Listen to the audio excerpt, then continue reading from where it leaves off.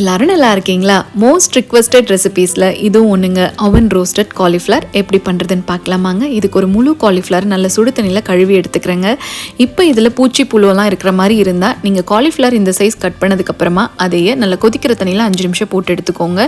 இதில் 1 table spoon கடலை மாவு, 1 டேபிள் ஸ்பூன் அரிசி மாவு, 1/2 table spoon Kashmiri chilli, 1 table spoon இஞ்சி பூண்டு பேஸ்ட், தேவையான அளவு உப்பு, கொஞ்சம் எண்ணெய், அரை மூடி எலுமிச்சை சாறு பிழிஞ்சு நல்லா கலக்கி 5 நிமிஷம் விட்டுட்டு அதுக்கப்புறமா ஒரு பேக்கிங் ட்ரேயில் பேக்கிங் ஷீட் போட்டுட்டு அதில் இந்த மாதிரி தள்ளி அரேஞ்ச் பண்ணிக்கோங்க. இதை 250 டிகிரி சி ப்ரீ ஹீட் பண்ண அவனில் பேக் மோடில் ஒரு 15 நிமிஷம் வச்சிடுங்க. அதுக்கப்புறமா ஃபோர்க் வச்சு திருப்பி விட்டுட்டு மறுபடியும் ஒரு 15 நிமிஷம் வச்சுடுங்க. இப்போ இந்த கேப்பில் கொஞ்சம் க்ரீன் சட்னியும் ரெடி பண்ணிக்கலாங்க. எங்கிட்ட புதினா இல்லை, அதனால கொஞ்சம் கொத்தமல்லி, தயிர், பச்சை மிளகா, இஞ்சி பூண்டு பேஸ்ட், உப்பு, எலுமிச்சை சாறு மட்டும் மறந்துட்டேங்க.